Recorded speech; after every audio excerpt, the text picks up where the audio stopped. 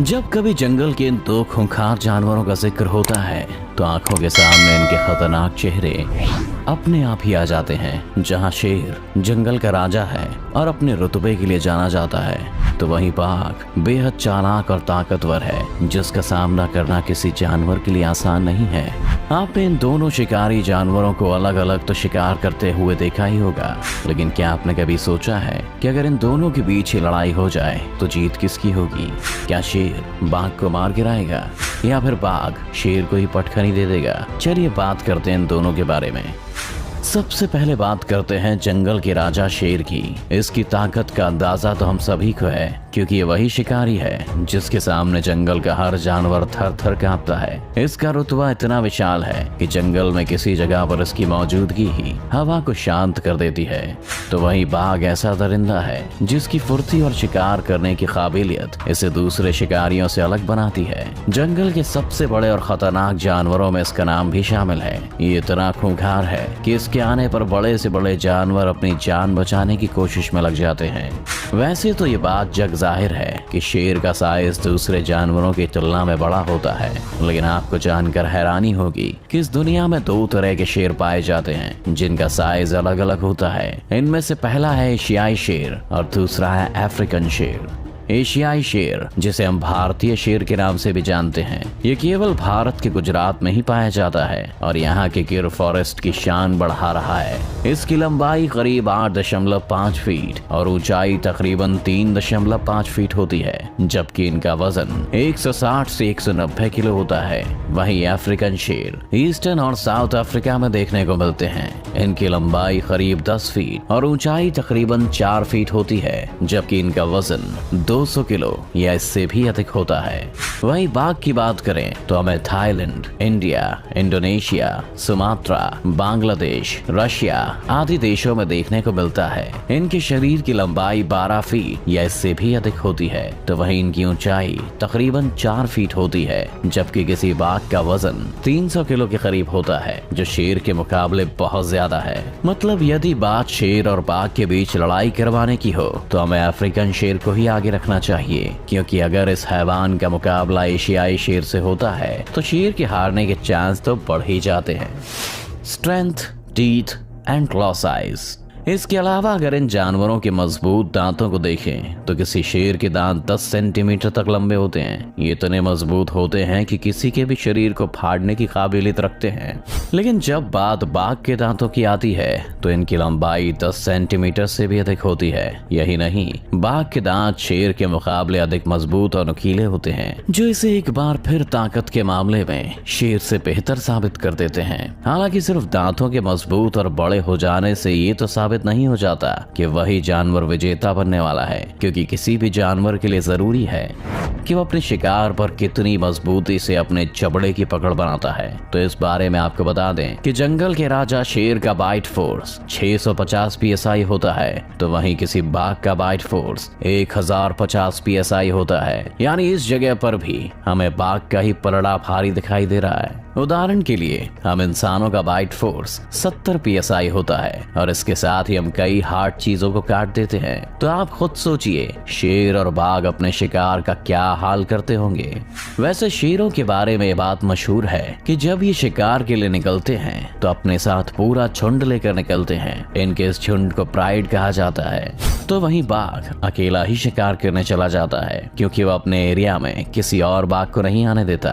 साथ ही इसे अपनी ताकत का भी अंदाजा है और वो जानता है कि शिकार उससे बच नहीं पाएगा। बाघ के पंजे भी शेर की तुलना में कुछ बड़े होते हैं, जो उन्हें किसी शिकार पर अपनी पकड़ मजबूत करने में मदद करते हैं। यही नहीं, जहाँ कोई शेर 12 फीट ऊंचाई तक उछल सकता है, तो वहीं बाघ इस मामले में शेर से 2 कदम आगे है और वो करीब 15 फीट ऊंची छलांग लगाने में उस्ताद है।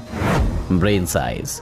कुछ रिसर्च के मुताबिक शेरों के मुकाबले बाघ न केवल फुर्तीले हैं बल्कि साथ ही आक्रामक भी हैं। शेर तब तक किसी काम को करने के लिए अपने कदम आगे नहीं बढ़ाता जब तक कि उसे खुद उसकी जरूरत ना पड़े, जबकि इसके उलट बाघ किसी भी काम को करने में बेहद फुर्ती दिखाते हैं। शायद इसका कारण इन दोनों जानवरों के ब्रेन साइज का एक बड़ा अंतर है। वैसे हमने हमेशा से यही सुना और देखा है कि शेर अपने शिकार को बड़ी बेरहमी से मारता है और शिकार करने के लिए अपने दिमाग का बेहतरीन उपयोग करता है। है। लेकिन आपको ये बात हैरान कर सकती है कि शेर का दिमाग बाघ के दिमाग के मुकाबले में छोटा होता है। यानी आप ये भी कह सकते हैं कि बाघ किसी शेर से अधिक बुद्धिमान होता है। अब अगर इन सब चीजों को एक साथ मिलाकर देखा जाए तो ये कहना गलत नहीं होगा कि बाघ का पलड़ा भारी है।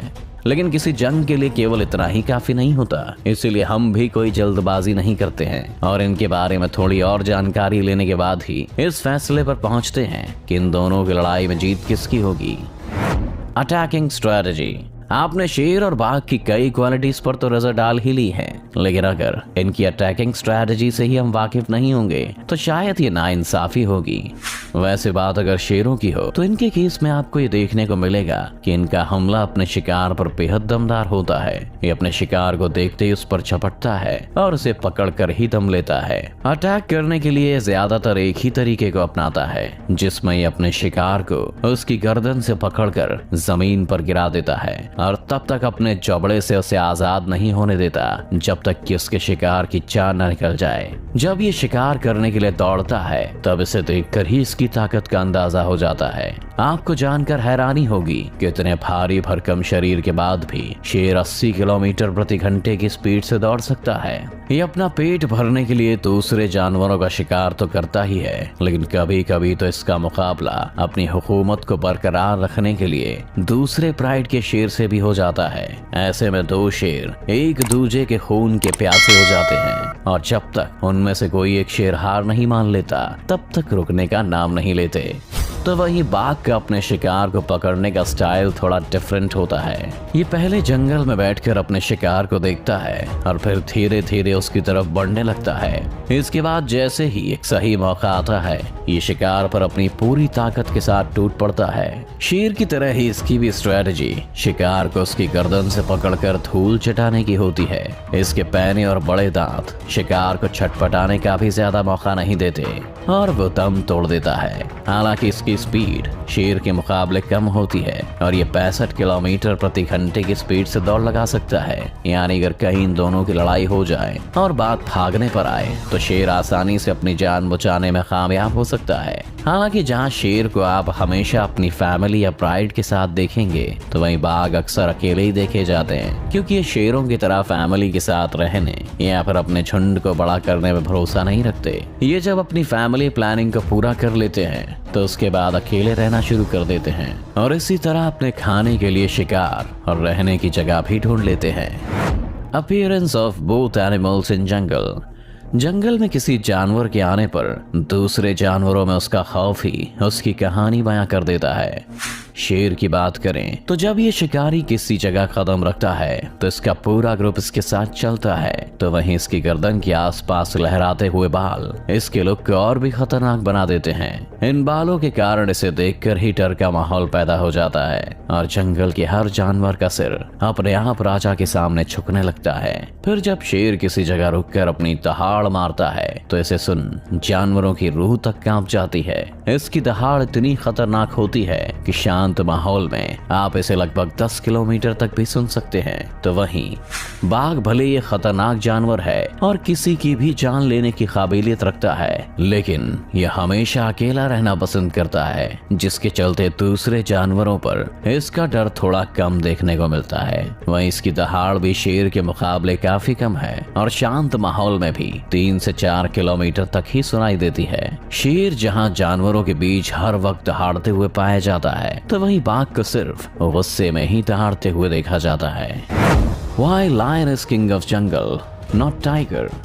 शेर और बाघ के बारे में इतनी बातें जानने के बाद किसी के भी मन में सवाल आना तो लाजमी है कि अगर बाघ लगभग सभी बातों से शेर में आगे है तो फिर जंगल का राजा शेर क्यों कहलाता है? तो इसका एक सीधा सा जवाब जो हमें समझ आता है वो ये है कि केवल बड़ा शरीर होने या ताकत अधिक होने से आप कहीं के राजा नहीं बन जाते। जंगल का राजा बनने के लिए सबसे जरूरी होता है दूसरे जानवरों में आपका डर, आपका रुतबा, आपकी मजबूत पकड़ और दिल दहला देने वाली दहाड़, जिसके सामने कोई चाहकर भी अपना मुंह ना खोल पाए। इन्हीं सब कारणों से शेर को जंगल का राजा कहा जाता है। बाघ को नहीं, क्योंकि भले ही बाघ किसी शेर के सामने हर चीज में आगे हो, लेकिन जब बात राज करने की आती है तो वो शेर को टक्कर देने के मामले में अब भी बहुत पीछे है। बाघ वो जानवर है जो अकेला चलने में भरोसा करता है, तो शेर वो शिकारी है जिसमें ग्रुप को बांध कर रखने की ताकत है। यही वजह है कि शिकार करने का ज्यादातर काम शेरनी के जिम्मे होता है। हालांकि जब शिकार को खाने की बारी आती है तो उस पर पहला हक शेर का ही है। अब तो आप जान ही गए होंगे कि शेर ही क्यों जंगल का राजा है। Fight between both animals. चलिए अब वक्त आ गया इन दोनों के बीच विजेता का चुनाव करने का। तो आपको बता दें कि किसी भी लड़ाई में सबसे अहम है शिकार पर अपनी पकड़, और हम पहले ही ये जान चुके हैं कि दोनों अपने शिकार को उसकी गर्दन से पकड़ते हैं। लेकिन यहाँ शेर को अपनी गर्दन पर मौजूद बालों का फायदा मिलता है, क्योंकि जब बाघ उसे पकड़ने की कोशिश करता है तो उसकी गर्दन तक पहुँचने में भी उसे बहुत मशक्कत करनी पड़ती है। लेकिन वहीं अगर शेर का जबड़ा बाघ की गर्दन तक पहुँच जाता है तो वो उसे पकड़ने में बिल्कुल देर नहीं लगाता।